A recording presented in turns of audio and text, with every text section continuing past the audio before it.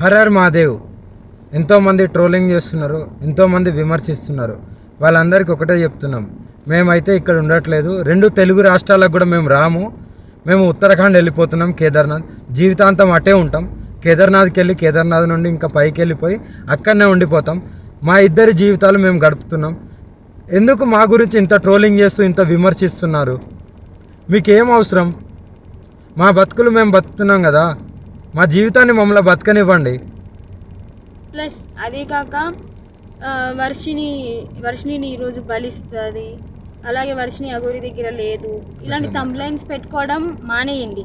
నేను ఈమె దగ్గరే ఉన్నాను, సేఫ్గా ఉన్నాను, చాలా హ్యాపీగా ఉన్నాం మేము. ఓకేనా, నన్ను ఎవరు బలించట్లేదు. అందుకే మేము ఇంకా ఆ 2 రాష్ట్రాల్లోకి రావాలని చెప్పి అనుకోవట్లేదు. మేము ఆ బతికేది మేము బతుకుతున్నాము. కేదార్నాథ్లో వెళ్ళిపోతున్నాం, కేదార్నాథ్లోనే ఉంటాం ఇంకా. సో ఇంకా ఎందుకు ఛానల్స్ అన్నీ, మీడియా వాళ్ళందరూ ఎందుకు మా మ్యాటర్ ఒక్కటే పట్టుకున్నారు? ఇంక దేశంలో ఏమీ లేవా? 2 తెలుగు రాష్ట్రాలలో ఏ మ్యాటర్స్ లేనట్టు మా మీదనే ట్రోలింగ్ చేస్తూ పదే మా న్యూస్నే వేస్తున్నారు. చెప్తున్నాం కదా, మా దగ్గరికి ఎవరన్నా వచ్చినా సరే, చెప్పమ్మా, మా దగ్గరికి ఎవరు వచ్చినా సరే మేము మా ప్రాణాలు వదలడానికి కూడా సిద్ధంగా ఉన్నాము. వదిలేస్తామని ఫిక్స్ కూడా అయిపోయినాం. పెట్రోల్ కూడా రెడీగా ఉంది. మా బతుకులు మమ్మల్ని బతకనివ్వండి. మేము ఆ 2 తెలుగు రాష్ట్రాలకు రాము. జీవితంలో ఇంకెప్పుడు కూడా ఆ 2 తెలుగు రాష్ట్రాలకు రాబోము కూడా. మేము ఇటే ఉత్తరాఖండ్లోనే ఉంటాం, ఉత్తరాఖండ్లోనే ఉండిపోతాం కూడా. ఒకవేళ మమ్మల్ని విడదీయాలి అని చూసే వాళ్ళకి ఒక్కటే చెప్తున్నాము, మీకు మా ప్రాణాలు పోవడమే కావాలి అంటే ప్రజలకు కానీ ఎవరికైనా కానీ, రాజకీయ వాళ్ళకి కానీ, ఇప్పుడు కేసులు పెట్టిన వాళ్ళకి కానీ మా ప్రాణాలే కావాలి అంటే చెప్పండి, మేము ఇవ్వడానికి చేసుకోవడానికి సిద్ధంగా ఉన్నాము. 100% కాళీమాత మీద ఒట్టు ప్రాణదానం చేసుకోవడానికి కూడా ఉన్నాం. ఇప్పుడు మేము ఎప్పుడైతే మరణిస్తామో పెట్రోల్ పోసుకొని ఈ కార్తో సహా పోతాం కదా, అప్పుడు కూడా మళ్ళీ విమర్శించండి, అప్పుడు కూడా ట్రోలింగ్ చేసుకోండి. 2 ప్రాణాలు పోవడానికి, ప్రత్యేకంగా 2 ప్రాణాలు పోవడానికి ఎవరైతే ట్రోలింగ్ చేస్తున్నారో, ఎవరైతే విమర్శిస్తున్నారో, ఎవరైతే కేసులు పెడుతున్నారో, ఎవరైతే వ్యతిరేకంగా చూస్తున్నారో వాళ్ళందరికీ చెప్తున్నాము. దొంగ కేసులు పెట్టిన వాళ్ళకి కూడా చెప్తున్నాం, 2 ప్రాణాలు పోవడానికి మీరే కారణం. మీకు మా ప్రాణాలు పోతే మీకు ఆనందం అనిపిస్తుంది అంటే దానికి కూడా మేము సిద్ధంగా ఉన్నాము. త్వరలోనే ప్రాణాలు కూడా వదిలిపోతాం.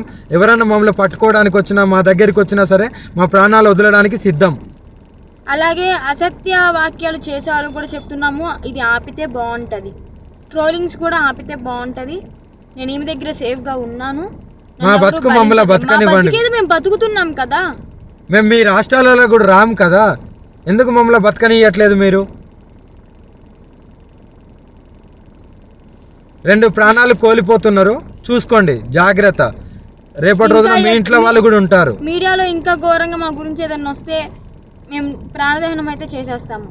మేము కూడా ఓపిక ఎంతవరకు ఉండాలో అంతవరకే ఉంటుంది. మేము కూడా సహించలేకపోతున్నాము. ఏంటి అసలు ఆ మాటలు ఏంటి, ఆ తంబ్లైన్స్ ఏంటి, వాళ్ళు మీడియా ముందుకు వచ్చి ప్రెస్ మీటింగ్లు పెట్టి వాళ్ళు మాట్లాడే మాటలు చాలా అంటే చాలా ఘోరంగా ఉన్నాయి.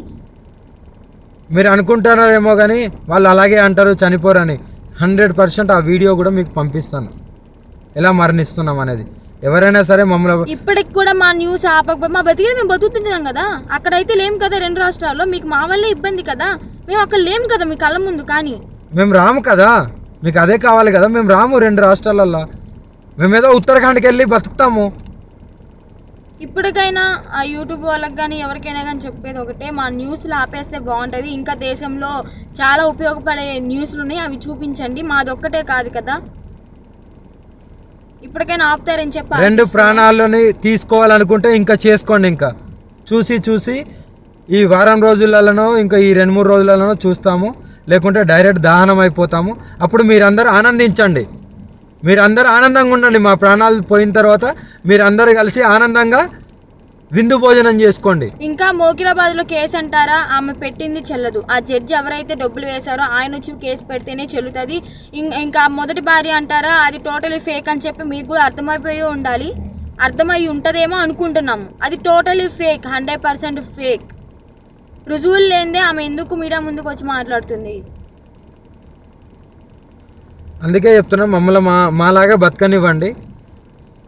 మేము చాలా బాగున్నాము, ఆనందంగా ఉన్నాం, కలిసిమెలిసి ఉన్నాం. మా వల్ల మీకు ఎలాంటివి రాదు. మేము ఆ 2 తెలుగు రాష్ట్రాల్లో కూడా రాబోము. మాకు అవసరం లేదు కూడా. మేము ఇక్కడనే